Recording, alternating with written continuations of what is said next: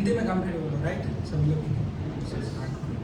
तो सबसे पहले मैं अपना खुद का इंट्रोडक्शन कर देता हूँ। जैसे अभी हाँ, सबसे पहले तो टॉपिक बता दूँगा। टॉपिक यही है कि फ्रॉम यूएसबी टू यूआई कैसे इंटरेक्ट करते हैं। ज़्यादातर क्या चीज़ होती है कि हार्डवेयर कैसे वर्क करता है वो हमें पता नहीं होता कि हम इसको यूआई में कैसे इंटीग्रेट करेंगे। अगर मान लो मुझे कुछ डिवाइस मिला है, डिवाइस से कुछ डेटा लेना है, उसका ग्राफ दिखाना या फिर उसका बैटरी लाइफ दिखाना, तो वो सारी चीज़ कैसे करें। हम ज़्यादातर क्या होता है कि ई कॉमर्स वगैरह हो गया या नॉर्मल हो गया तो वहाँ पे हमें एपीआई मिल जाती है। एपीआई एक एंड पॉइंट मिल गया, एंड पॉइंट में हम कुछ एड्रेस वगैरह पास करेंगे और फिर हमें डेटा मिल जाएगा। उसके बाद हम उसको शो करेंगे। अब इस केस में जब हमारा हार्डवेयर होता है तो हार्डवेयर में भी एपीआई होती है, लेकिन वो जैसे एंड पॉइंट होता है उस तरह से नहीं, वो HTTP प्रोटोकॉल्स वर्क करते हैं। यहाँ पे क्या होता है कि जो हार्डवेयर है जो है यानी कि आपके सीरियल पोर्ट्स, HDMI जो अभी भी यहाँ पे जो कम्युनिकेशन हो रहा है वो है, फिर उसके अलावा ब्लूटूथ है, वाईफाई, लोरा, ऐसे बहुत सारे प्रोटोकॉल्स हैं जहाँ पे वो कम्युनिकेट करता है, डेटा ट्रांसमिट करता है। जैसे हम डे टू डे किसी को व्हाट्सएप में मैसेज भेजते हैं, राइट, वो भी एक वन ऑफ द प्रोटोकॉल है जो जनरली वेब सॉकेट जो हम ज़्यादातर यूज़ करते हैं सभी एप्लीकेशंस में, राइट, तो वो भी एक one of the ways communication है। तो उसी तरह से हम देखेंगे कि भी जो हार्डवेयर डिवाइस है कैसे कम्युनिकेट करते हैं। आज का एजेंडा जो है वही है कि सबसे पहले तो एक प्रॉब्लम एक्सिस्टिंग टूल जो है जितने भी मार्केट में अवेलेबल है, राइट, उसमें क्या दिक्कतें आ रही है, और उसके बाद है कि भाई क्यों रिएक्ट इसके लिए बेस्ट है। फिर है कि भाई जितने भी कम्युनिकेशन है, ऐसे कितने कम्युनिकेशन अवेलेबल है मार्केट में जो हम यूज़ कर सकते हैं डिवाइस का डेटा लेने के लिए और उसको दिखाने के लिए। फिर आएगा कि भाई जो आर्किटेक्चर बेसिकली हम कैसे डेटा लेते हैं डिवाइस के साथ, ऑब्वियसली उसका भी कुछ वे होगा। जैसे हम डेटाबेस से कुछ भी डेटा ले रहे हैं तो जैसे वो एपीआई हम बनाते हैं, ब्रिजेस बनाते हैं, तो उसका भी एक आर्किटेक्चर है, क्लाइंट सर्वर आर्किटेक्चर, राइट। उसी तरह से हमें हार्डवेयर से भी डेटा लेने के लिए एक आर्किटेक्चर, वो भी हम डिस्कस करेंगे। फिर उसके की फीचर जो हमने डिज़ाइन किया है उसका क्या बेस्ट यूज़ केसेस है, कहाँ पे इस्तेमाल कर सकते हो, वो सारी डिस्कस करेंगे। थोड़ा सा लाइट ओवर भी है मेरे पास, तो वो भी मैं आपको दिखाऊंगा। So let's start with first problem. So अगर मैं बात करूँ अभी मार्केट में जितने भी सॉफ्टवेयर या टूल्स वगैरह अवेलेबल है वो क्या क्या चीज़ हमें लिमिटेशंस वगैरह देती है कि भाई आउटडेटेड डिवाइस। अगर ज़्यादातर हमें क्या होता है कि जितना जल्दी हमें पता चल जाए कि ये बटन है तो आप डायरेक्टली इसके साथ इंटरेक्ट कर सकते हैं। अब जो हार्डवेयर टूल्स होते हैं वहाँ पे थोड़े से कॉम्प्लिकेटेड आते हैं कि आपको थोड़े से वहाँ पे कॉन्फ़िगरेशन डालने पड़ते हैं, वो इतना ईजी नहीं होता, यानी कि वो डेवलपर फ्रेंडली नहीं है या फिर कहो तो यूज़र फ्रेंडली नहीं है कुछ चीज़।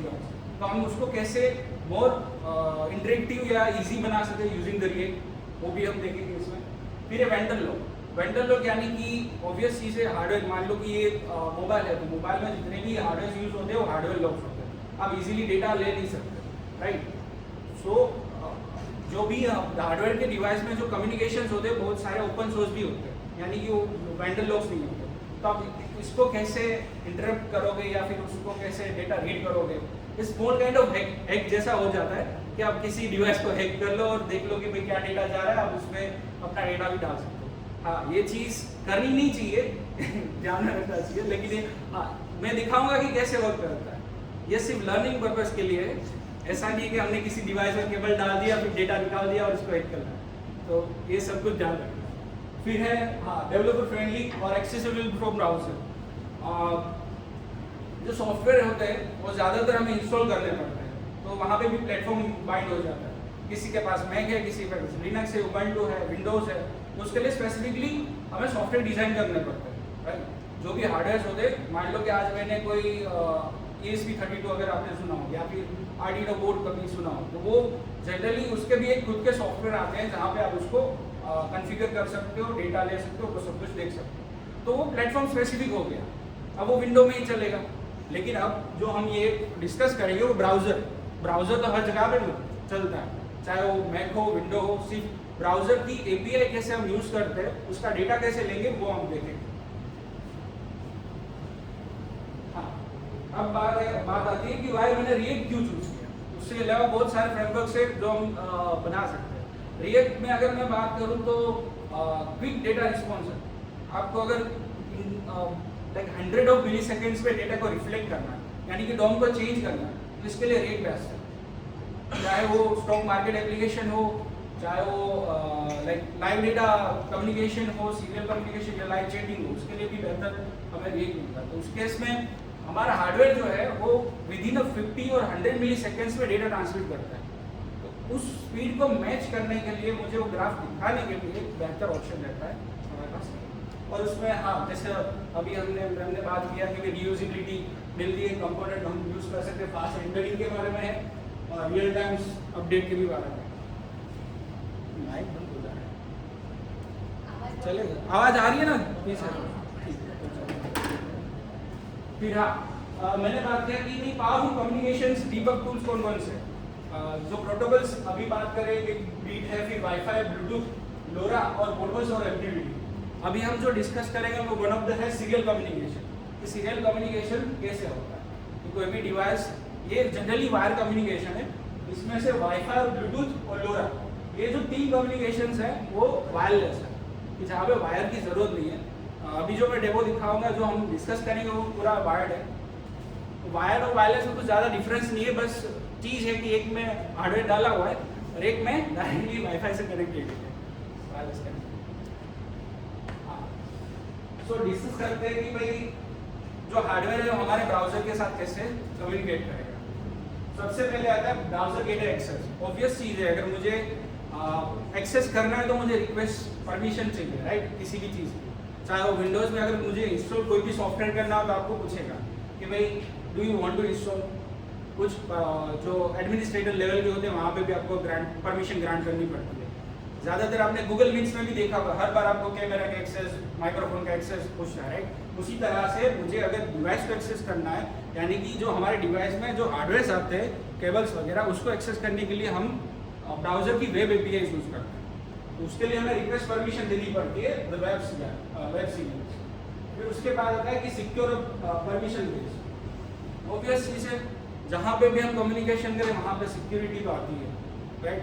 अगर बिना सिक्योरिटी करें तो जैसे मैंने बताया केवल डाला हैक कर डाला तो वो भी एक चीज़ है। जैसे बताया कि HTTP प्रोटोकॉल्स जनरली जो हम क्लाइंट और सर्वर आर्किटेक्चर में कम्युनिकेट करने के लिए यूज़ करते हैं, उसी तरह का एक प्रोटोकॉल जो है हम सीरियल में यूज़ करते हैं। RX और TX कहा जाता है उन टर्म्स में, यानी कि ट्रांसमिशन और रिसीवर। वही सेम ही है, एक क्लाइंट और सर्वर, एक ने रिक्वेस्ट किया, एक ने एक्सेप्ट किया, तो उसी तरह का एक प्रोटोकॉल। फिर है हाँ, नो मिडल लेयर नीड्स।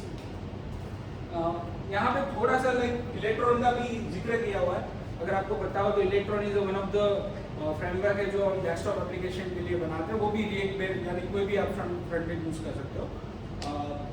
फिर है कि रन एनीवेयर और इंस्टॉल, नो इंस्टॉलेशन। ऑब्वियस चीज़ ब्राउज़र है, आपने एक साइट होस्ट कर दी या फिर लोकली एक फाइल रन कर दी, वो आप डायरेक्टली ब्राउज़र में जाके वो सर्च करके यूज़ कर सकते हो। उसकी वेब एपीआई ब्राउज़र खुद सपोर्ट देता है, तो हम डायरेक्टली इसका इस्तेमाल कर सकते हैं। फिर एक्चुअली जब हम वायर कनेक्ट करते हैं, ठीक है, तो डेटा कैसे ट्रांसमिट होता है उसका भी कुछ ना कुछ प्रोसेस होता होगा। जैसे अगर मुझे इस लोकेशन से कोई दूसरी लोकेशन जाना है तो सबसे पहले मैं क्या करता हूँ कि मैप में देखता हूँ क्या लोकेशन है, कितना डिस्टेंस वगैरह, मुझे क्या क्या डेटा फीड करना है, वो सारी एक प्रोसीजर होती है। उसी तरह से कि जो डिवाइस और डेटा जब भी ट्रांसमिट करता है तो क्या प्रोसेस होती है वो देखेंगे। एक तरफ ये IoT डिवाइस कोई भी है, मान लो कोई एक हार्डवेयर है जो डेटा हमारे किसी के साथ केबल थ्रू कनेक्टेड है, ठीक है। उसके बाद जो डेटा आता है ना, वो हर बीट्स में डेटा ट्रांसमिट होता है, यानी कि वो 0-1 में डेटा ट्रांसमिट होगा। ऐसा नहीं है कि हमने स्ट्रिंग टेक्स्ट डाला तो टेक्स्ट ही ट्रांसमिट करेगा। हमारा जितना भी कम्युनिकेशन अभी रियल वर्ल्ड में चल रहा है वो ज़्यादातर 0 और 1 फॉर्म में ही हम ट्रांसमिट करते हैं। तो उसमें हमें एक TX मैंने बताया कि हमारा जो कम्युनिकेशन है वो RX और TX पे होता है। TX यानी कि ट्रांसमिशन, RX यानी कि रिसीवर। ऑब्वियसली जब भी मैं ट्रांसमिट करूँगा तो सामने वाले रिसीवर को एक्सेप्ट करना पड़ेगा। अगर आपने सुना है UDP TCP प्रोटोकॉल्स, हाँ, तो उसको आप रिलेट कर सकते हो कि TCP भी बन सकता है, UDP भी बन सकता है। फिर है कि हाँ, उसके बाद जैसे यहाँ पे डेटा भी और स्टॉप भी लिखा हुआ है, तो अब जब हम हार्डवेयर मुझे डेटा पास करेगा तो मुझे कैसे पता चलेगा मुझे कब स्टॉप करना है, कब नया डेटा आ रहा है। तो जब भी हम हार्डवेयर को कॉन्फ़िगर करते हैं तब हमें उसे स्टॉप बिट और डेटा बिट देने पड़ते हैं, यानी कि वो कितने बाइट का पैकेट भेजता है और कब वो स्टॉप होता है, वो सारी चीज़ हम यहाँ से कन्फिगर करते हैं। फिर होता है कि यूएसबी भी कम्युनिकेशन, जैसे यूएसबी हब अगर सभी ने यूज़ किया हो तो उसमें बहुत सारे प्लग्स आते हैं, लेकिन एक ही वायर कनेक्ट होता है हमारे पीसी को। तो उनको क्या, हमारे पीसी को कैसे पता चला कि भाई मेरे साथ 4 पोर्ट्स अलग कम्युनिकेट हुए हैं, कनेक्ट एक ही वायर किया, 4 पोर्ट्स क्यों दिखा रहा है? क्यों? क्योंकि उसको पता है कि भाई जो डेटा ट्रांसमिट किया था उसमें उसने अलग अलग ट्रांसमिशन रेट के हिसाब से उसको 4 पोर्ट के इंफॉर्मेशन सेव किए थ्रू द वन केबल। तो सिस्टम को उसी तरह से पता चला।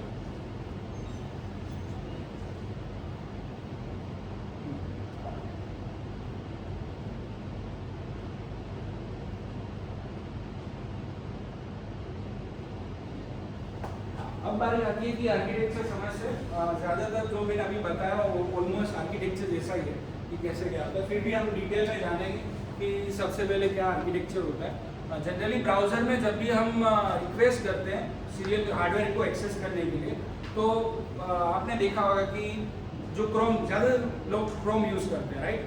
तो क्रोम में लेफ्ट हैंड साइड पे जब हमारा जो सर्च होता है, जहाँ पे HTTP और सिक्योर ऑन सिक्योर वाला जो आइकन आता है ना, उसके पास में हमें परमिशन वाला भी एक आइकन दिखता है।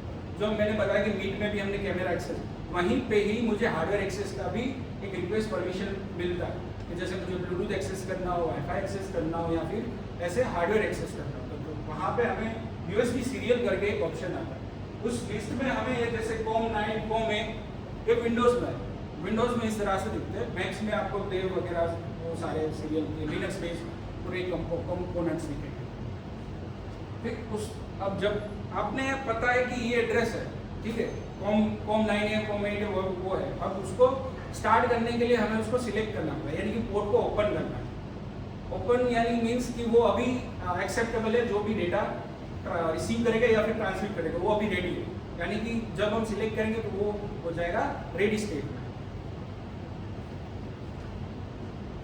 फिर है कि भाई अब जैसे अगर मान लो कि हाँ रीड स्ट्रीम और ये जो राइटेबल स्ट्रीम, जैसे मैंने बताया कि एक बार पोर्ट ओपन कर दिया, अब ना वो रेडी है कि वो उसको ट्रांसमिट और रिसीव करने के फॉर्म में।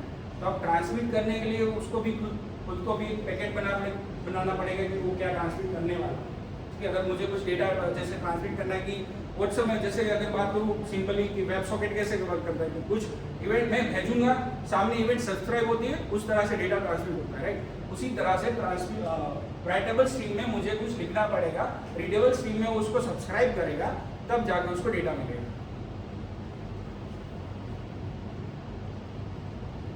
अब ये की फीचर्स जैसे कि ब्राउजर में अगर बात करूँ तो रियल टाइम डेटा हमें विजुअलाइजेशन हो जाता है, कमांड ऑटोमेशन जो हम अभी जो डेमो देखेंगे उसमें ये सारे फीचर्स है। सो मैं वो डेमो एक बार दिखा देता हूँ।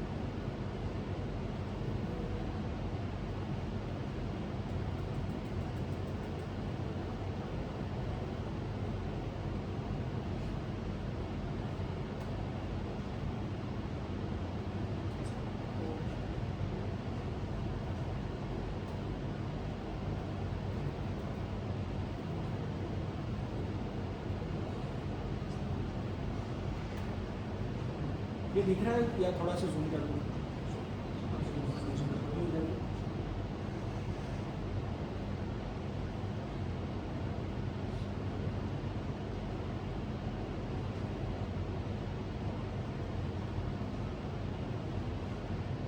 अभी दिख रहा है,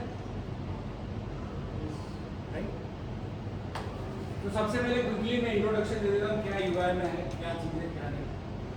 स्टार्ट पे सबसे पहले जो हेडर है वहाँ पे web serial monitor disconnect connect का एक स्टेटस दिया है कि हार्डवेयर कैसे कनेक्ट होता है। उसके बाद है बॉड रेट। हाँ, ये वो भी ये मेरा रहेगा। Baud rate actually baud rate क्या होता है कि एक बैंडविड्थ होती है, हम कितनी स्पेस पे हम कम्युनिकेट करते हैं। जैसे आप कोई भी अगर डेटा ट्रांसमिट कर रहे हो, उसकी एक स्पेसिफिक लिमिटेशन होती है कि आप उसी ही बाउंड्री में डेटा ट्रांसमिट कर सकते हो। जैसे आप सभी लोग कोई 4G यूज़ कर रहा होगा, कोई 5G, कोई 3G, राइट? उसमें कैसे स्पीड का लिमिटेशन हमें मिलता है, उसी तरह से ये बॉड रेट है कि आप इतने ही लेवल के डेटा ट्रांसमिट कर सकते हो। जितना बॉड रेट आपका हाई, उतना अच्छा वाला कम्युनिकेशन आप कम्युनिकेट शेयर कर सकते हो, इतना डेटा हाईली एक ही साथ में प्रोसेस कर सकते हो। तो यहाँ पे हमें डिवाइस के कन्फिग्रेशन के हिसाब से बॉड रेट चूज़ करते हैं, जो हार्डवेयर फॉर्म ने यानी कि जो इंजीनियर ने डेवलप किया होगा उसके अकॉर्डिंग हम चूज़ करेंगे। उसके बाद कनेक्ट करेंगे, नीचे सीरियल मॉनिटर है जहाँ पे हमें डेटा ट्रांसमिशन वगैरह दिखेगा, क्या हम भेज रहे हैं, क्या आ रहा है। और लेफ्ट राइट हैंड साइड जो ऑटोमेशन कमांड है, ये ज़्यादातर टेस्टिंग फील्ड्स में यूज़ होता है। जैसे मोबाइल इंडस्ट्रीज हो गया, ऑटोमेशन इंडस्ट्रीज हो गया, वो क्या करते हैं, एक टेस्ट केस लिखते हैं, एक कमांड ऐसे लिखते हैं, और हर डिवाइस को टेस्ट करने के लिए सिर्फ डिवाइस को अटैच करते हैं, कमांड एक एग्जीक्यूट होता है, जितने भी अंदर हार्डवेयर होते हैं, जितने भी सॉफ्टवेयर, वो सभी एक ही बार में टेस्ट हो जाते हैं। तो इस तरह की ये जो टेक्नोलॉजी होती है, जैसे मैंने बताया कि एक बार आपने केबल डाल दिया, फिर आपने डिवाइस को हिट कर डाला, वो एट द मैन्युफैक्चर होता है, प्रोडक्शन के बाद नहीं होता। तो वो ये टेक्नोलॉजी यूज़ करते हैं कि एक बार उसने प्लग किया, जितने भी उनके डिवाइस में सॉफ्टवेयर है वो 1 by 1 वर्कफ्लो के हिसाब से उसको टेस्ट करेगा and then get the output. अगर वो पास होगा तो उसको पास करेगा, फेल हो तो फेल करेगा। तो उसमें ना ही कोई ह्यूमन टच की ज़रूरत है, वो पूरा ऑटोमेटेड सब कुछ कमांड भेज के डेटा रीड करेगा, एनालाइज करेगा, यानी कि AI वर्कफ्लो ही बन जाएगा। तो यहाँ पे भी वो भी देखें।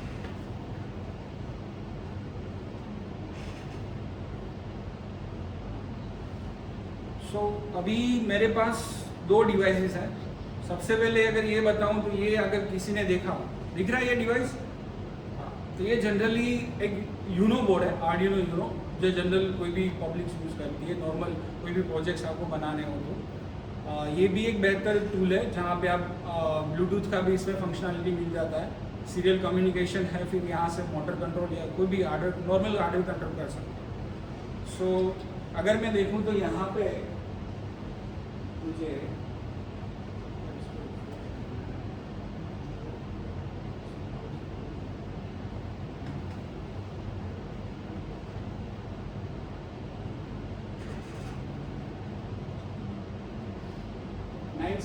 इसका बॉड रेट है, इसको हम कनेक्ट करेंगे। जैसे मैंने बताया था, ब्राउजर टूल में क्या होता है कि हमें यहाँ पे ब्राउजर खुद हार्डवेयर को एक्सेस फिल्टर आउट करके यहाँ पे सारे पोर्ट्स दिखाता है, और मेरे सिस्टम में जितने भी पोर्ट्स होंगे वो सारे यहाँ पे लिस्ट आउट होंगे। अब ऐसा नहीं कि सभी जो है वो इंटरनल हार्डवेयर के लिए यूज़ हो रहा है, खुद पीसी भी कुछ ना कुछ पोर्ट्स कम्युनिकेशन के लिए यूज़ होती है। जैसे यहाँ पे लिखे हुए ESP वगैरह, फिर मेरा ब्लूटूथ है, मैं ब्लूटूथ कनेक्ट करता हूँ हर बार, तो उसका भी यहाँ पे पोर्ट आ रहा है। क्यों? क्योंकि ये भी खुद कम्युनिकेट करता है, जो ऑडियो भेजता है मेरे को, वो उसी तरह से टेक्नोलॉजी से भेजता है हमारे से। तो यहाँ पे भी वो पोर्ट है। मेरा जो डिवाइस है वो अभी है USB R2C, लास्ट से 2 सेकेंड, तो उसके साथ हम कनेक्ट करेंगे।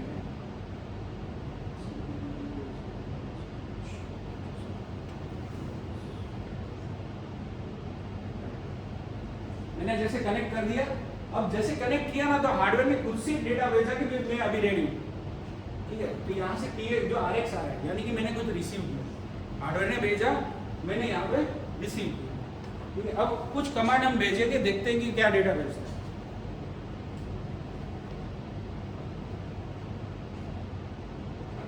मैंने स्टेटस भेजा, इससे मुझे टेम्परेचर, ह्यूमिडिटी और जनरल डमी डेटा भेजे जो हार्डवेयर खुद क्रिएट करता है। एक्चुअली यहाँ पे सेंसर्स आते हैं, लेकिन सेंसर्स अभी अवेलेबल नहीं है, तो उसकी वजह से हार्डवेयर में कुछ ऐसा कोड किया है कि जो खुद से ही डमी डेटा भेजता है। जब भी मैं स्टेटस भेजूंगा, हर बार वो मुझे इस तरह का डेटा नया अपडेटेड भेजता रहेगा। जैसे अगर मैं वापस से भेजूँ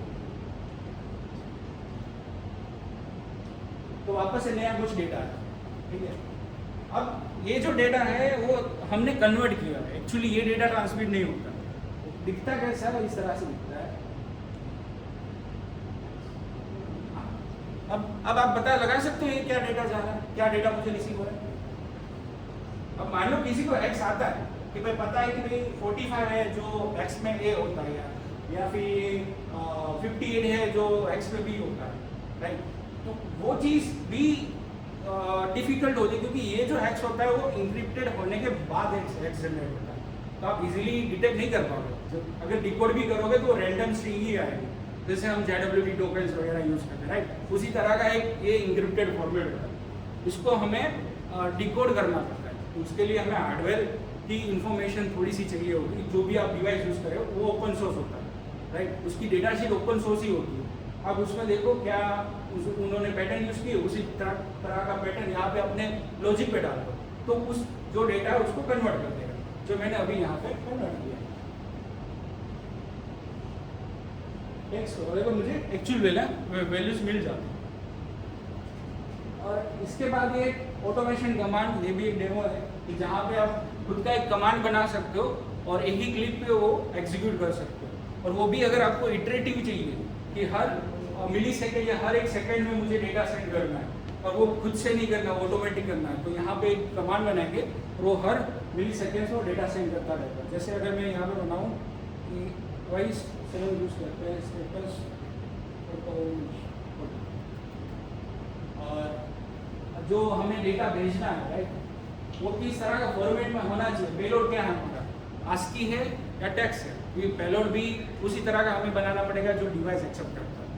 जैसे हम अगर API की बात करो तो API में अगर हम बॉडी में जो चीज़ एक बैकएंड मांगता है वो हम ना डालें तो हमें अच्छे से रिस्पॉन्स नहीं आता या फिर फेलियर हो जाता है, राइट। उसी तरह से यहाँ पे हमें भी पता होना चाहिए कि जो रिसीवर है वो किस तरह का डेटा एक्सेप्ट करता है। अगर वो टेक्स्ट कर रहा है तो टेक्स्ट डालना है, आस्की डालना है तो आस्की। तो यहाँ पे जनरली टेक्स्ट या आस्की हेक्साडेसिमल हो गया। फिर डेटा क्या डालना है वो यहाँ पे डालेंगे। एक कमांड जो मैंने हार्डवेयर में लिख के रखा है कि वो कमांड आएगा तब भी हार्डवेयर रिएक्ट करेगा। तो जो हमने स्टैटिकली अभी डेमो देखा ना वही स्टेटस, और यहाँ पे इंटरवल भी डाला कि ये इंटरवल यानी कि 1 सेकेंड, 1000 यानी कि 1 सेकेंड, 1 सेकेंड हर एक सेकेंड के बाद वो खुद से ही ट्राई करेगा, देखेगा आ रहा है ठीक है, वरना फेल हो तो फेल जाना। इसको मैंने कमांड बना दिया। ये नीचे मेरा एक कमांड बन गया स्टेटस ऑटो करके, ठीक है। अगर मैं इसको भेजता हूँ, सबसे पहले मैं थोड़ा मॉनिटर क्लियर कर देता हूँ और इसको डिलीट कर देता हूँ। अभी यहाँ पे इंडिविजुअली भी सेंड कर सकते हो और लूप प्ले भी है। लूप प्ले मैंने जैसे बताया कि हर एक सेकेंड के बाद वो मैसेज भेजेगा और मुझे रिप्लाई करता रहेगा। मैंने भेजा रिप्लाई किया, भेजा रिप्लाई किया, भेजा रिप्लाई किया। TX यानी कि ट्रांसमिट, रिसीव यानी कि मैंने रिसीव किया। अगर मैं इसको स्टॉप करूं तो स्टॉप हो गया, यानी कि एक पूरी साइकिल खत्म हो गई। मान लो कि 4 हार्डवेयर से कैमरा है, फिर हमारा एक चार्जेबल केबल है, फिर ब्लूटूथ है, वाईफाई है, 4 फंक्शनलिटी मुझे टेस्ट करनी है किसी भी डिवाइस में, ठीक है। एक कमांड फ्लो मैंने लिख दिया, प्लग किया, प्ले किया, चारों के चारों टेस्ट हो गए, फिर हमें डेटा मिल जाएगा। हम उसको विजुअली डैशबोर्ड में दिखा सकते हैं, ग्राफिकली दिखा सकते हैं, या फिर उसको जिस तरह से कस्टमर को चाहिए वो दिखा सकते हैं। सो ये था देखो। और अगर किसी को ये डिज़ाइन देख के पता चल रहा है ये डिवाइस क्या है, कोई बता सकता है? थोड़ा सा गेस भी कर लो क्या है ये। हाँ सॉरी, डेसिमल मीटर है बट डेसिमल नहीं है। सॉरी। सो बेसिकली जैसे बताया एक मीटर भी है, साउंड मीटर है। ये जनरली क्या करता है, जो जितने भी हमारे पास, सभी के पास व्हीकल होगा, राइट। हाँ, तो जब व्हीकल रीपासिंग के लिए जाता है या फिर हम नया व्हीकल लेते हैं, तो जो व्हीकल इंडस्ट्रीज होती है ना वो ऑटोमेशन यानी कि उसका भी एक फिटनेस होता है। जैसे हमारा फिटनेस होता है वैसे ही व्हीकल का फिटनेस होता है। तो फिटनेस टेस्ट करने के लिए ये डिवाइस है जिसमें हम हॉर्न यानी कि व्हीकल के हॉर्न का टेस्टिंग करते हैं, फिर इंजन का साउंड कितना है, अच्छा है कि नहीं है, क्योंकि उस बिहाफ में जो हमारे व्हीकल के वेंडर्स है जैसे RTO वगैरह वो सारे व्हीकल को पास और फेल करते हैं। तो वहाँ पे ये इंडस्ट्री लेवल में यूज़ होता है ये डिवाइस। तो जनरली कैसे वर्क करेगा, किस तरह से डेटा भेजता है वो देखेंगे। ये पूरा इंक्रिप्टेड है। इसको हमने हमारे क्लाइंट के प्रोजेक्ट के लिए हमने इसको डिक्रिप्ट किया हुआ है। और वो मैं आपको डेमो दिखाऊंगा किस तरह से वो डेटा भेजता है, क्या डेटा आ रहा है। अगर अभी ऐसे मैंने स्टार्ट किया, जो भी बोलता हूँ ना इस हिसाब से यहाँ पे डिजिट्स दिख रहे हैं, राइट। वो डिजिट खुद हार्डवेयर भी खुद इसको डिकोड कर रहा है, क्योंकि जब भी मैं बोल रहा हूँ तो मुझे सिग्नल्स मिल रहे हैं। उसको ये नहीं पता कि एक नंबर भेजा मैंने, 2 नंबर भेजा, ये सिग्नल्स होता है। सिग्नल्स को हम एक रेंज में डिसाइड करते हैं, इस तरह का सिग्नल आया तो डिजिट 1 होना चाहिए, डिजिट 2 होना चाहिए, इस तरह से पूरा हार्डवेयर इसमें फिट किया। और इसको ही हमने यूआई पे दिखाया किस तरह से वो क्रिएट करेगा। ये केबल है, सीरियल कम्युनिकेशन के लिए यूज हुआ है। हर डिवाइस के साथ कहीं ना कहीं कनेक्शन के लिए पोर्ट होता ही है। अगर वायरलेस है तो वायरलेस होगा, अगर वो कोई भी वायर्ड है तो वायर्ड होगा।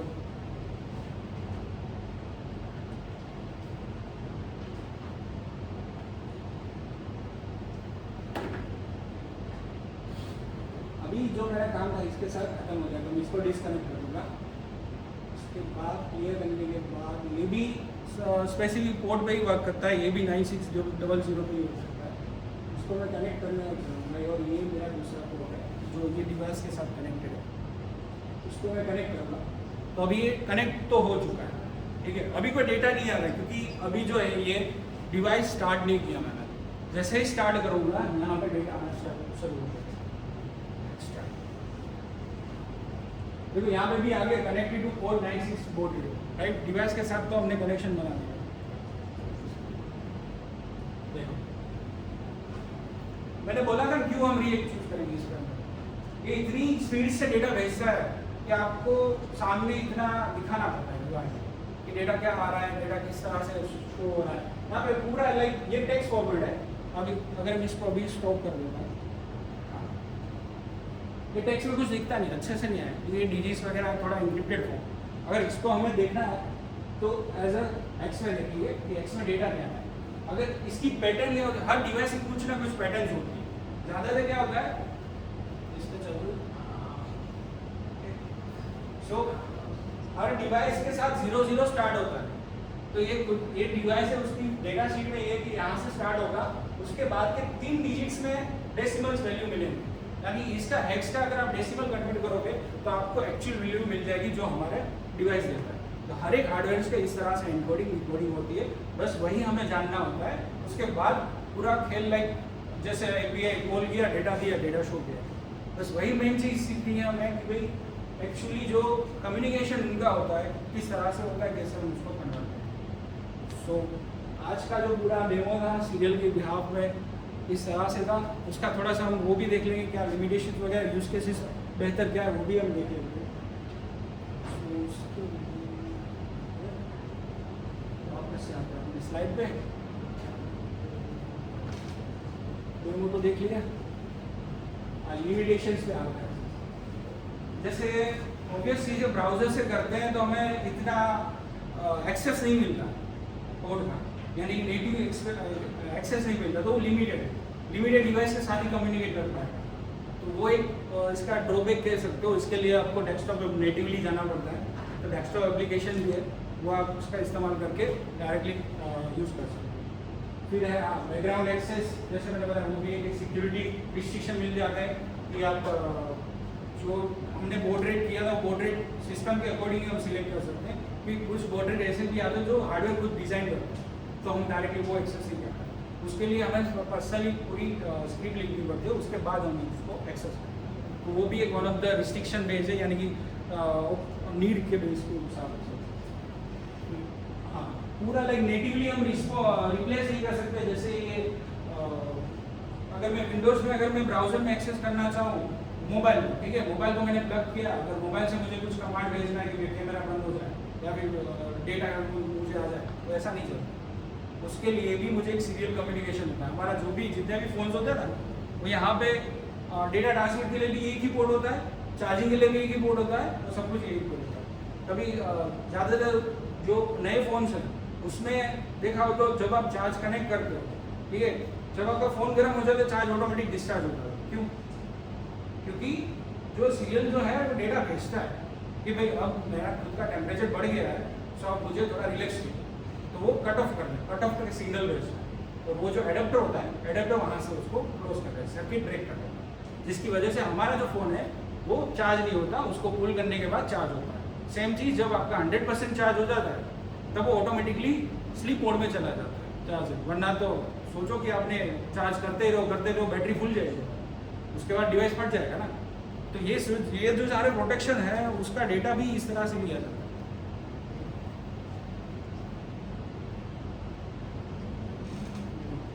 अभी ये जो डेमो है इस डिवाइस का है, जो ये डिवाइस हमने एक रियल हमारे जो गुजरात में जो RTOs हैं वहाँ पे वेंडर्स जो हैं वो यूज़ कर रहे हैं ये अभी सॉफ्टवेयर डिवाइस को ऑटोमेशन करने के लिए।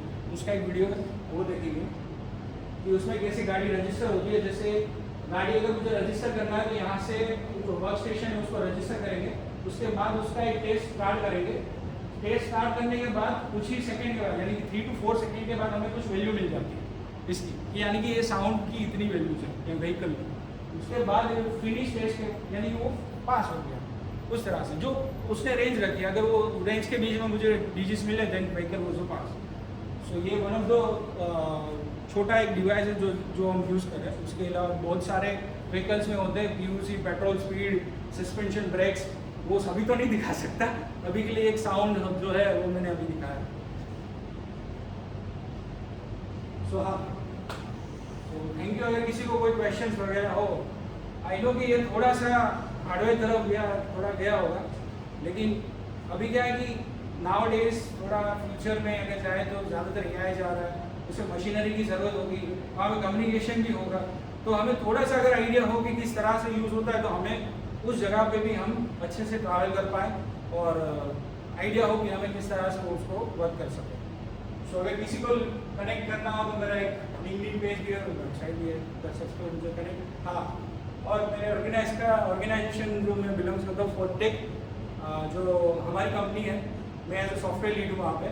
और हम जो basically robotics and automation services provide करते हैं इंक्लूडिंग विद द सॉफ्टवेयर, जहाँ पे नॉर्मल एप्लीकेशंस वगैरह होते हैं, डेस्कटॉप एप्लीकेशन भी होते हैं और रोबोटिक्स के भी सॉफ्टवेयर्स बनाते हैं, वो सब मैं हैंडल करता हूँ। इसके अलावा जो है वो सारे मेरे फ्रेंड्स यानी कि वो हार्डवेयर मैकेनिकल, अगर किसी को इस तरह की रिक्वायरमेंट चाहिए रोबोट वगैरह बनाना है तो वो मेरे फ्रेंड्स हैं। यहाँ पे जो 2 पिक्चर्स आ रही है वो रिसेंटली अभी लाइक 8 अप्रैल में अभी पेटेंट इसकी फाइनल हुई। ये आज 2020 का ये रोबोट्स है जो हम जितने भी कॉलेज फ्रेंड थे, जो आपने सुना होगा ABU रोबोकन करके एक इंटरनेशनल इवेंट होती है जहाँ पे हमने इंडिया को एज अ रिप्रेजेंट किया था। तो 9th पोजीशन पे ऑल ओवर वर्ल्ड में हम आए थे, जहाँ पे ये 2 रोबोट्स हमने बनाए थे। एक था एरो थ्रोइंग बास्केट, वहाँ पे यहाँ पे रोबोट है, वो यहाँ से यहाँ आता है, फिर बास्केट वो मेजर करता है और एरो थ्रो करता है। वो एरो उसी पे ही जाना चाहिए, वो एक चैलेंज था। और वो भी जो बास्केट था वो घूमता, तो कब डालना चाहिए कब नहीं डालना चाहिए वो सब कुछ लाइक पूरा मैनेज करना पड़ता। नो डाउट उसमें ट्रायल एरर से वो सब कुछ था। तो उस दौरान हमने पूरे 1 साल उसमें मेहनत किया, फिर ये 2 रोबोट्स हमने बनाए और रिसेंटली दिस अप्रैल हमारे मेंटर ने इसका पेटेंट भी फाइनल कर दिया। तो that's our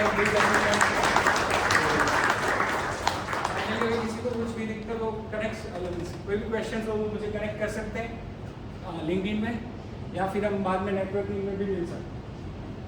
thank you very much.